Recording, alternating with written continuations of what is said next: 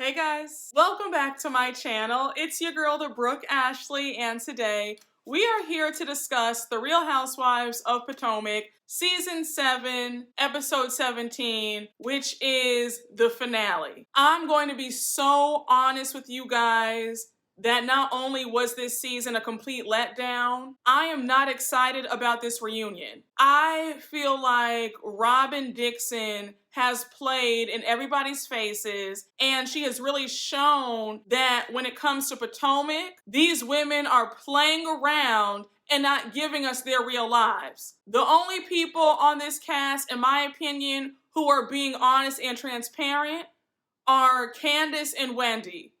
And before anybody says, well, Wendy's boring, well, Bravo cuts her scenes so we don't see a whole lot. And the same way that we have the Green-Eyed Bandits who have been on this show now for 7 seasons and have yet to give us a real storyline, if they can stay on, then surely Dr. Wendy can have a few more seasons. But this whole mess has left such a bad taste in my mouth, because for you to withhold what's actually going on in your real life, giving us a whole bunch of nothing, and you expect us, the viewers, to be okay with that? I think that Potomac needs a revamp. There needs to be some cast shakeups immediately for season 8, because this isn't gonna cut it. Your man's up there cheating, paying for hotel rooms, but you don't want to address that. Instead, you want to focus your attention on Wendy and then try to expose Candace with that speaker in Miami. Got it. But with all that being said, let's just jump right on into it, because you guys already know that we don't have a minute to spare. This finale starting off with Ashley, I said, okay, I'm already annoyed because I don't care for Ashley, but to see her start an episode, no thank you. But anyhow, she's having a mommy and son date with Dean. So Dean is really fussy. He's in a bad mood. He's kind of cranky. And now we have Ashley FaceTiming her mom, Sheila. So she's like, hey mom, I'm out with Dean. And she's telling her mom the news about the new house. They accepted the offer, and Ashley and the boys will be living in their dream home, and Ashley can't wait. Did you see that smile on Sheila's face on that FaceTime call? Sheila was looking like, oh, I'm about to have my own room too in that new house. Now, a quick side note. Did anybody roll their eyes when she said, yeah, mom, Dean just saw Michael. He was super sad when he left. He's been like that. He's been calling out for Michael. And it makes me worry, like, are they going to resent me when they're older that I broke up the family? And I said, Ashley, what are you talking about? How did you break up the family when Michael did not want to be a family man? Michael ultimately broke his family up with his actions. So you did what needed to be done and you left. So we learned that Ashley and Michael bought the house together through their joint LLC. And I immediately thought, what a dummy.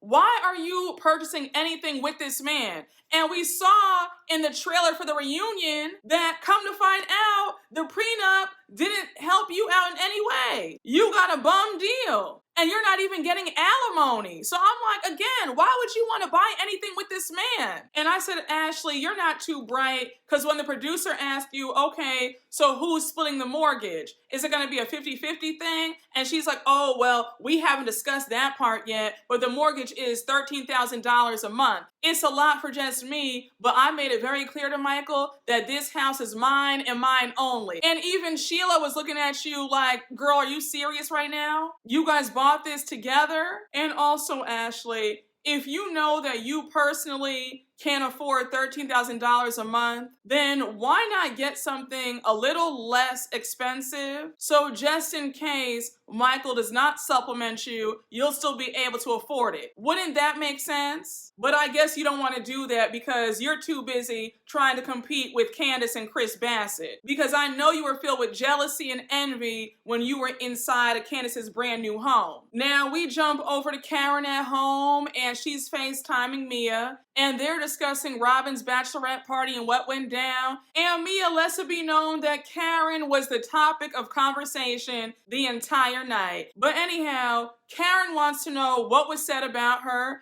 And Mia says that Charrisse was flapping her gums, talking about Karen sleeps with any dick that walks her way, and how she slept with one of the workers in a bathroom. Karen wasn't even amused by this. She looked so bored, like, okay, really? And then she wants to know if Mia defended her. So Mia says, no, I didn't defend you, but I should have. And I said, Mia, you were sitting up there running your mouth about Karen too that night. Mia doesn't know how to be a friend to anybody, so I don't know why Karen would expect loyalty or for her to defend her in front of the group. If she threw her friend of 30 years away, then why do you think that she would have your back, Karen? Let's be real. Let's use our heads for a minute. Now, forgive me because the way I'm about to skip past both of these scenes because they were so boring. The scene with Robyn telling her parents that they're gonna have a private ceremony in Jamaica with just the four of them. And her mom was like, wait, so we're not invited? Like, really? I don't have anything to say about that. Robyn sounded so dumb. The excuses made no sense. How do you not want your parents there? But I know I saw the end, and don't you worry, I'll be getting Robyn together. Just you wait. But this scene was pointless. It was boring, stale, and dry. So now we can hop on to the next scene. The next scene with Mia and Gordon going to the doctor's office to do a checkup and talk about Mia's health. Again, I don't care. And the fact that we only heard about Mia's health scare for the first 3 episodes of this season, and then conveniently, we don't hear anything more about it until the finale episode, that's how you know these girls are sitting up here concocting fake storylines to give us. Because if you really did have a health scare, wouldn't we be hearing about it throughout the entire season? We see Gizelle getting ice cream with her girls, and like I have always said, Gizelle is only tolerable when she films with her daughters. But she's telling them about her recent date with her friend of 30 years ago, Steve. She's like, so what do you guys think? They were looking at her like, girl, we don't care. We're happy that you're out the house going on a date. But now Gizelle changes gears in the conversation and she brings up her recent health scare. She's like, I have to get surgery to remove my uterus because I have fibroids. Now, Gizelle, I can tell that you have open conversation with your daughters about sex and dating and all that stuff, but please give them a comprehensive lesson on their anatomy because the girls are lost. When one of the twins asked, so how are you gonna pee? And Gizelle was like, wait, what? Like, did you really ask that? And then the other twin was asking about, oh, so you won't have menopause anymore? Does that mean that they're taking out your ovaries? And Gizelle was like, Jesus, like, do you guys know about how your body works? But it was a touching scene. The girls are asking if Gizelle has cancer. She says, I hope not. I don't think so. Like, right now, I'm good.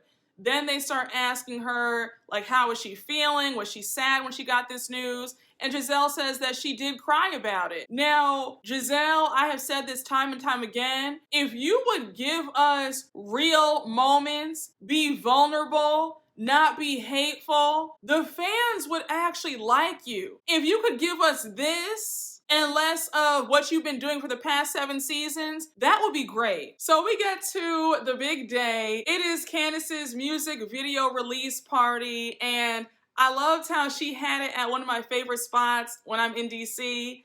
And one thing about partying in DC, when you sign up for those mailing lists, I don't care how many times you unsubscribe, they will still find you.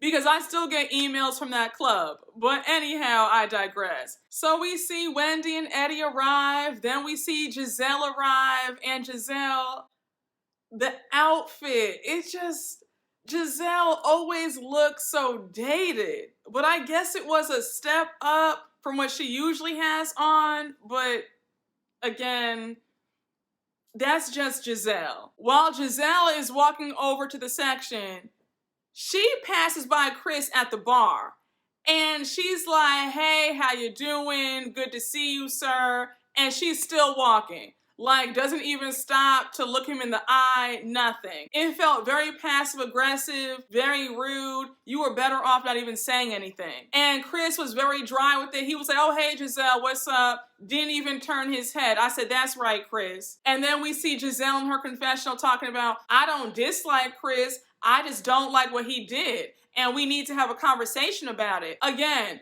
no conversation needs to be had. You lied on this man. And I am so glad that Chris Bassett is about to get you together in this reunion, because when they played that clip and he says, girl, I lost out on clients. I had to answer to my family. I had to deal with this for 10 whole months. And I see people upset that he yelled at Gizelle. Listen, in a case like this, he has every right to raise his voice. Those are very serious allegations. And for you to throw that out there like he did something inappropriate, that is unacceptable, Gizelle. And he has every right to be upset and curse you out, in my opinion. But we see Chris say that sometimes apologies are good, but in this case, absolutely not. And he doesn't care if he never speaks or sees Gizelle again. I said exactly. Gizelle cannot say 2 words to me. I hope that going forward, he pays her dust. And Gizelle, since you want to play this stupid game, let's talk about how you might have made Chris feel uncomfortable bringing up his brown penis for seasons on end. Let's talk about that. So that was okay? That's not a violation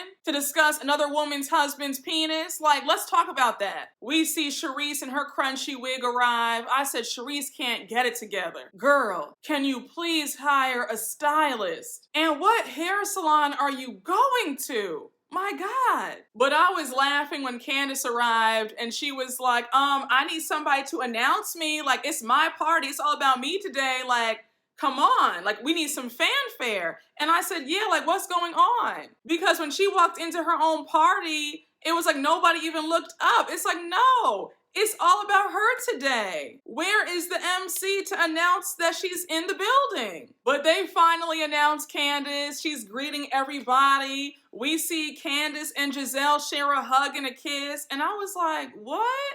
Personally, I would not have invited Gizelle to this. But we see that Mia and Gordon arrive, Karen and Ray are there, Ashley's there with her messy self. And so Wendy comes up to Ashley and she's like, okay, girl, now what was said about me at the bachelorette party? So Ashley says, well, Mia was saying that you wanted her cookie. And Wendy's like, wait, what? So I loved how Wendy went right up to Mia and she said, okay, girl, now I'm hearing that you said that I wanted you. Like, that's not the case, because you whispered in my ear that you wanted to eat my box, not the other way around. So Mia's laughing it off. Wendy's like, okay, girl, it's all good. They share a hug. And once again, Wendy, you have me messed up, because there is no way in hell that I am sharing a laugh and a hug with a woman who threw a drink in my face on national TV. And Wendy, I have to give you a side eye, because when you said, oh, she wanted the Godiva goddess, and if she wanted to touch it, all she had to do was ask, and I would have thought about it. No. And Wendy, I know you have regrets saying that, because it looks like in this reunion, Mia's about to lie on you again, talking about you tried to give the cookie to Peter. So please don't ever let me hear you joke around about you and Mia having some sort of flirtation, because Mia is not to be trusted. I thought it was touching when Candace got up to speak. She thanked her parents and her sister for always encouraging her. Then she thanked Chris. And Chris was about to cry too. He was like, oh my gosh, don't have me out here crying. But Candace says that that's her man, and it does not matter how many miserable people try to come up against them. Nothing's gonna break them. And I said, I know that's right. And I don't care what anybody says. I still think that the Green-Eyed Bandits plus Ashley are jealous, envious, and resentful of the fact that Wendy and Candace have good marriages. Now, when Candace premiered the video, I peeped the shade from certain castmates. You have Mia talking about, well, the budget is not like the budget last year when we were in the parking lot. And it's like, Mia, that's so unnecessary. Just give Candace her props. She did a good job. And you're the last person who needs to be talking about somebody's budget and money. And that Miami trip was the epitome of low budget. So again, sis, not too much talking about somebody's budget was low. Like, girl, stop. Then we have Gizelle throwing some shade in her confessional, The producer's asking Gizelle if she liked Candace's song. Gizelle's like, oh, I forgot about the song, honestly, but I wish her the best in her music career. I said, okay, Gizelle. The hate is so real. Candace is out here thriving. Meanwhile, you're out here with your best friend on Patreon trying to collect money from folks after withholding real storylines. Got it. Robyn finally arriving. I said, oh, thank you, Robyn. You finally had some time to grace us with your presence, huh?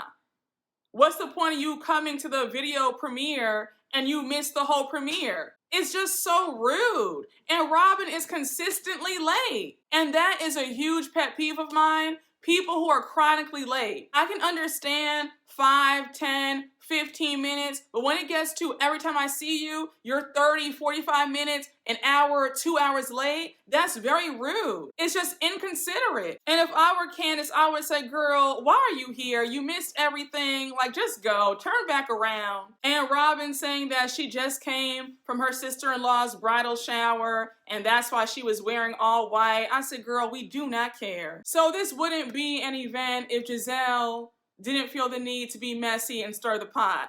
So we see Gizelle and Karen over to the side, and Gizelle says, did Mia tell you what she said about you at the bachelorette party? She was calling you a prostitute. So Karen says, oh, well, Mia told me everything else, but she didn't tell me that part. So Karen confronts Mia. She's like, now what was said? You called me a prostitute? Here goes Mia with an excuse. She's like, well, I didn't say that. I just asked a question because I heard hotels and bad girls and you having sex with every dick that walks past you. So I just want to know, are you a prostitute? So now Mia blames Charrisse. She's like, Charrisse is the one who started this whole thing. So go after her, not me. So Karen had me screaming. She said, look, the Lord has been good to me. I ain't never had to sell my kitty. But if it does get to that, I'll let you know.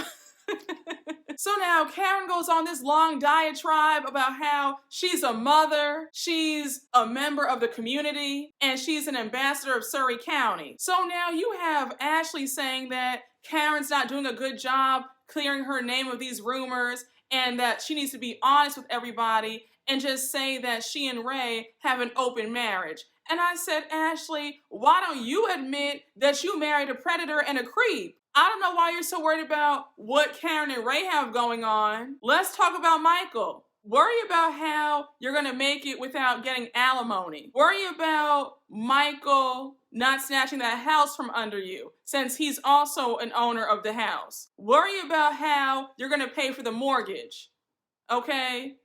Worry about that. And you don't own up to anything. So you telling anybody to own up to stuff is comical. And the way I felt so much secondhand embarrassment for Charrisse because she walked over all puffed up and Karen said, girl, I'm not even addressing you. Like, leave me alone. We're done. Karen said, you will not get any screen time off of me, hun. It's not happening. So Karen walks away because she refuses to give Charrisse a moment. Charrisse is yelling out how Karen's fake and phony. Then she says, I know that Ray said you could have eye candy, but he didn't mean eat the candy. And I was like, okay, Charrisse. So at this point, we see Mia and Karen at the bar. Karen is pissed. Ray's standing right next to her. He's not happy either.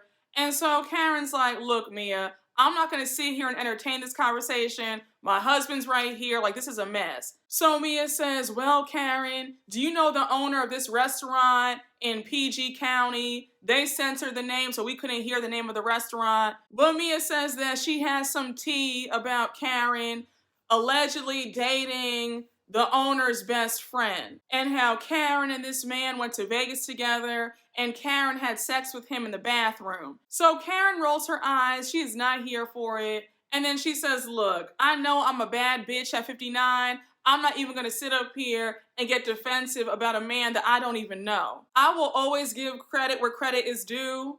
I will not deny Karen. Karen does look good for 59. The body is snatched. And you guys already know that I met her at BravoCon. Okay? Body is, yes. Okay? Hair is laid. And I will admit that the camera doesn't do her justice because her face is a lot softer in person, okay? Like, the face looked good. I'm not even gonna sit up here in front.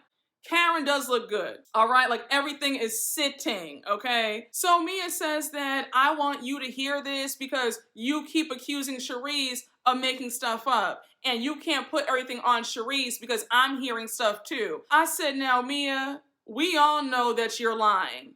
You know that you're lying. This story sounds faker than a $3 bill, and you know it. So Karen is dismissing Mia. She's like, girl, please. And then she says that her people called the restaurant and they told them that they don't even know Mia. So Mia's lying yet again. So with that, Karen says, shout out to everybody. I have fun. Oh!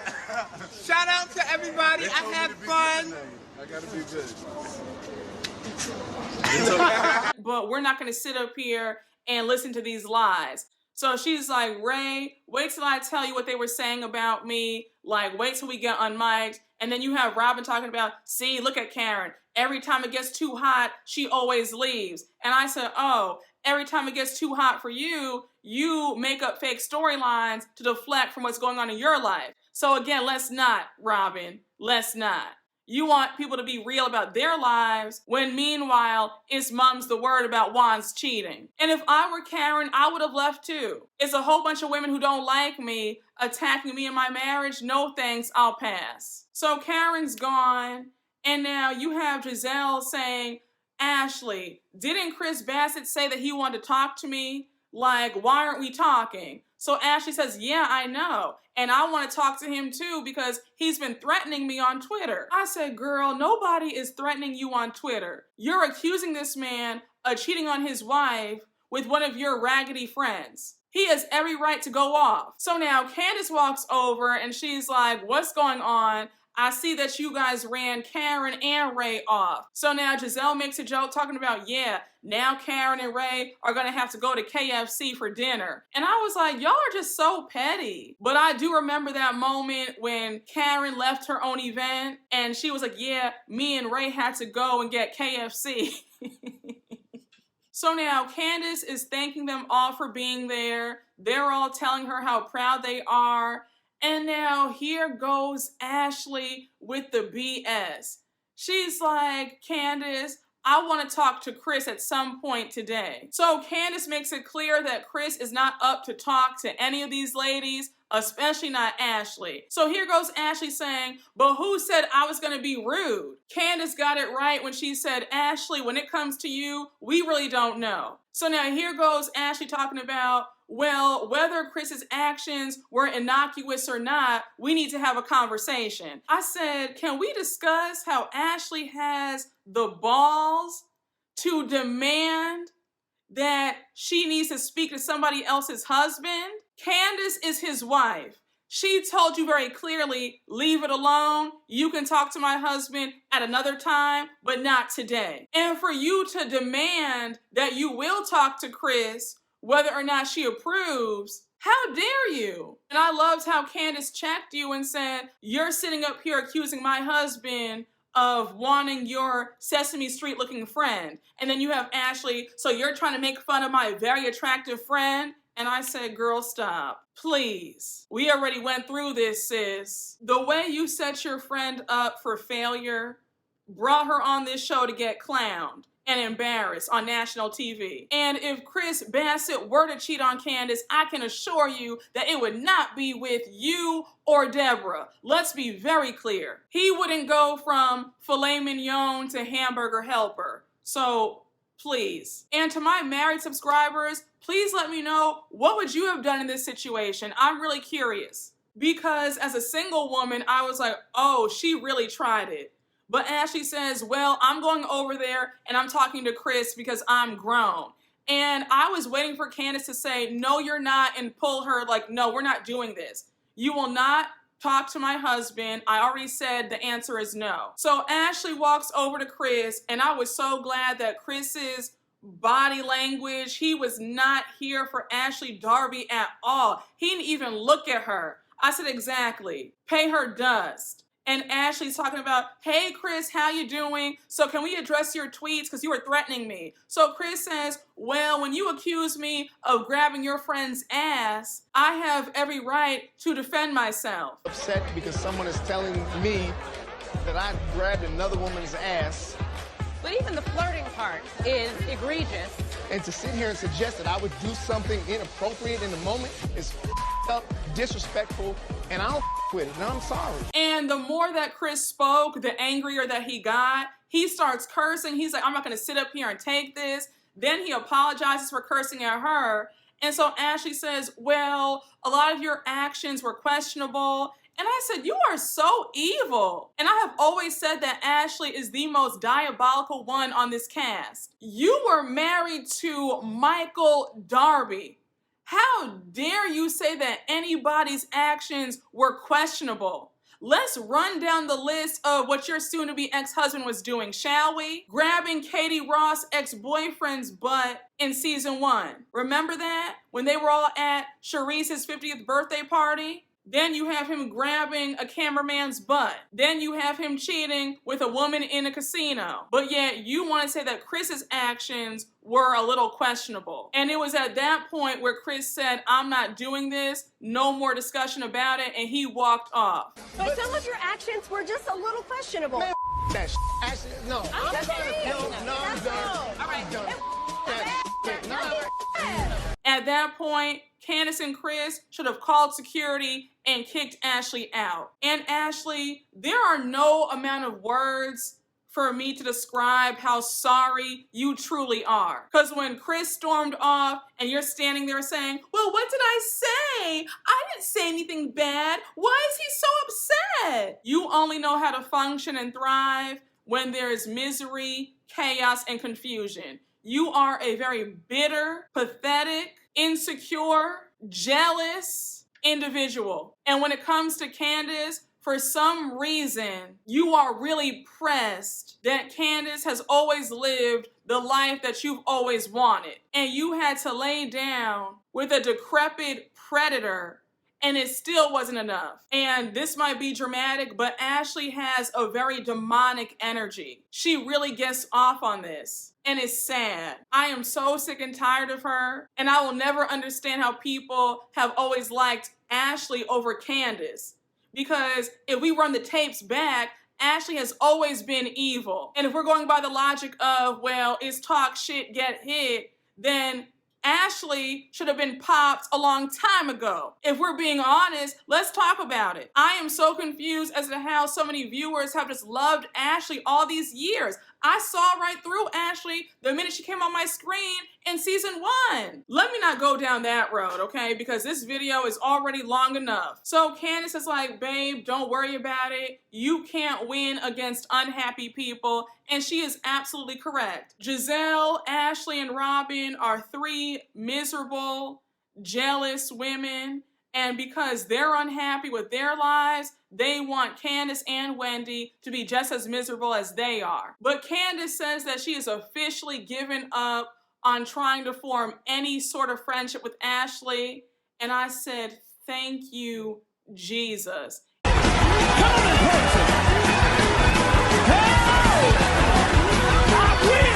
It's about time, because I had been asking you for the longest to let that dream die.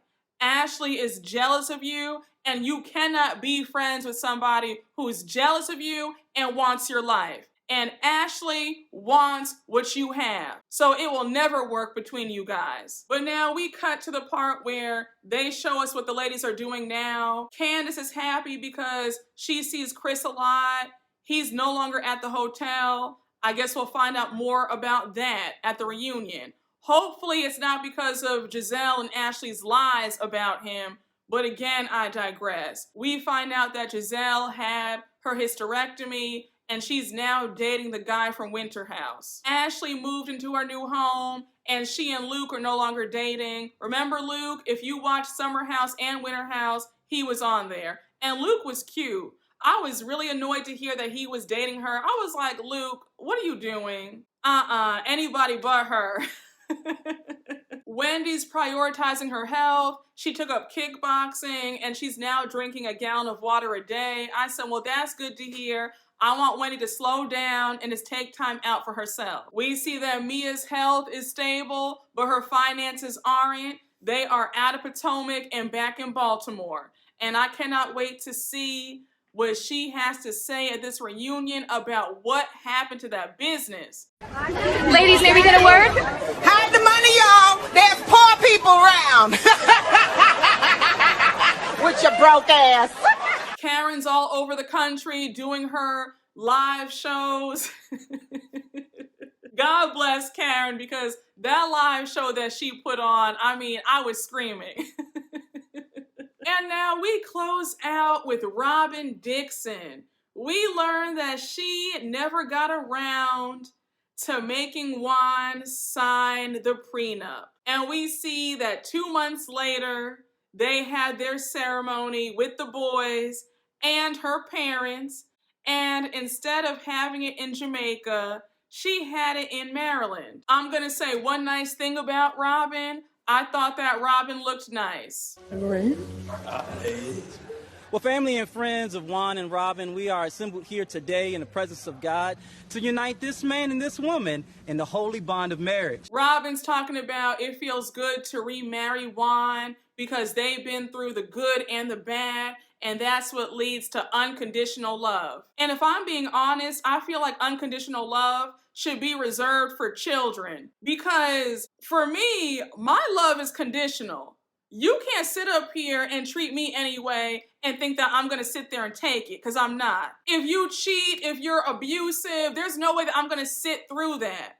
So no, for me, I don't believe in unconditional love, especially when it comes to a man. So no thanks, Robyn, I'll pass, but God bless you. So we see Robyn and Juan say I do, and then Robyn says, well, we're married now, so haters, talk all the shit that you want to talk. And I said, oh, okay, we're haters now. We're haters for wanting you to want more for yourself. We're haters because we see a man who has disdain for you and is constantly cheating and looks like he doesn't want to be there half the time. We're haters for pointing that out and saying, girl, go find a man who wants you. That's hating? Got it. And as soon as you said that, Bravo flashed across the screen. 5 months later, Juan was outed for talking to another woman. I said, okay, but we're the haters. The jokes truly write themselves. Now, I watched Robyn on Watch What Happens Live. Andy grilled her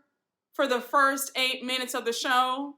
Personally, I feel like Andy went a bit too easy on her, but I was happy that Robyn was squirming in her seat. But Robyn, this week you admitted on your podcast that Juan had been involved with another woman during COVID and that you knew about it ahead of season 7 and that the situation had been, quote, handled. Robyn, you sounded like a complete idiot. And you think that we're all fools. What you were trying to say made no sense, and you know it. When Andy asked you to clarify why was Juan's name on that hotel receipt, and you said, well, the woman lost her wallet, she was seeing some Baltimore Ravens player, but she contacted Juan and said, I lost my wallet at the casino, can you help pay for the other night in the hotel? And then you go on to say that Juan went to the hotel, he put his card down, and then left. And I said, Robyn, at your big age, telling a story like this, I know you've got to be kidding me. Do you really think that we're dumb? First of all, when you check into a hotel, they have your credit card on file. So even if the woman did lose her wallet at the casino, they would still have it on file and just charge her. So that right there is a lie. And even Andy said, I'm sorry, Robyn, but this story sounds like BS. And then you're talking about, yeah, I mean, I could see why people think that it's not real, but I choose to believe him. I said, I'm sure you do. Because Robyn has always given me the impression that she turns a blind eye. I get those vibes of, well, at least he comes home to me at night. Like, you know, it doesn't matter what he does when I'm not there. That's the vibe that I get from her. She gives very much a piece of a man is better than no man at all. Very much that low self-esteem rhetoric. When Andy said to you, Robyn, you are on a reality TV show where the expectation is that you share your life. You have been a part of many cheating conversations about the other ladies, and for you to withhold this, I'm confused. And here goes Robyn making no sense, more excuses, more BS flying out of her mouth. And she's like, well, I don't expect anybody to be 100% honest all the time when they're on reality TV. And we got through it, it happened, and I didn't feel the need to share it. First of all, sis, you went in on Wendy in season 6 talking about, well, do you think that she got surgery because of the rumors about Eddie cheating on her and possibly having a side baby? You did all that. And now for it to be mum's the word about your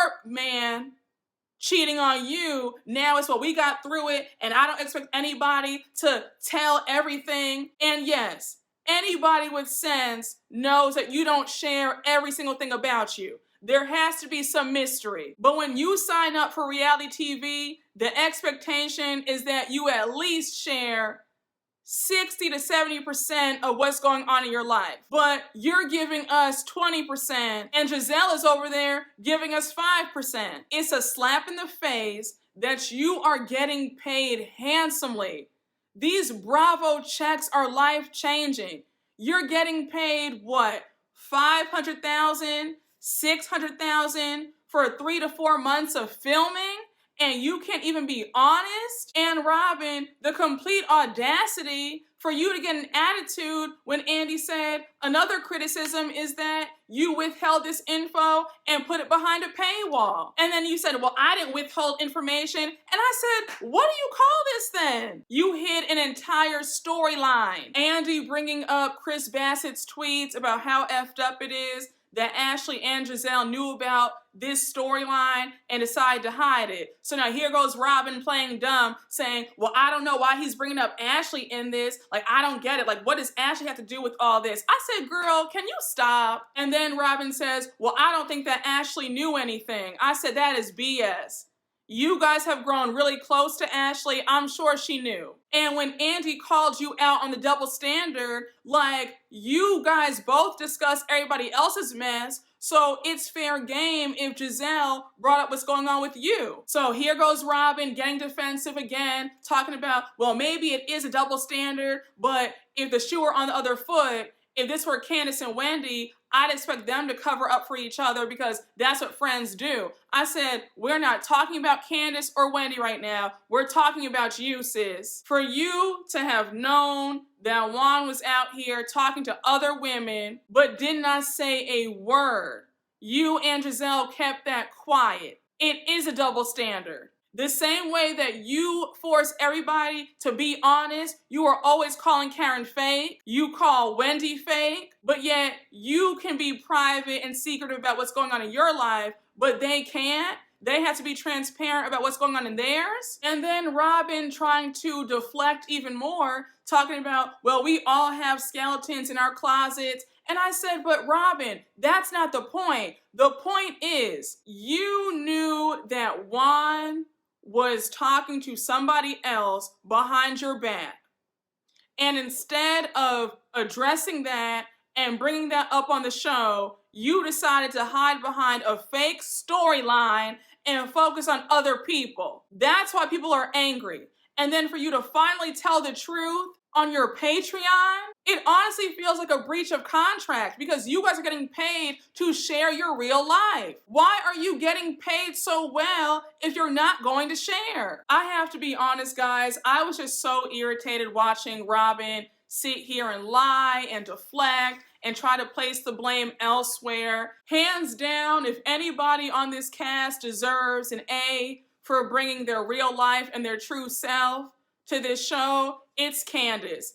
Say what you want. Candace is giving us a real storyline, real drama. We've seen the drama between her mom, then her mom and Chris. I mean, I just feel like Candace is the quintessential housewife because we get it all from her. We get great reads, fashions. You know, I just feel like if anybody on this cast deserves to be rewarded for bringing their true, authentic self, it's her. Again, Robyn sounded delusional, saying that she chooses to believe Juan about the whole hotel receipt story. I said, okay, girl, God bless you. I guess ignorance truly is bliss. And then we end the segment with Andy saying that it makes sense as to why it took so long for them to get remarried. So now Robyn says, well, it was a combination of things. That's why it took a long time. And the combination of things was, it was multiple affairs. That's probably what it was. Robyn, for you to act like Andy was so hard on you for those 8 minutes, I said, what?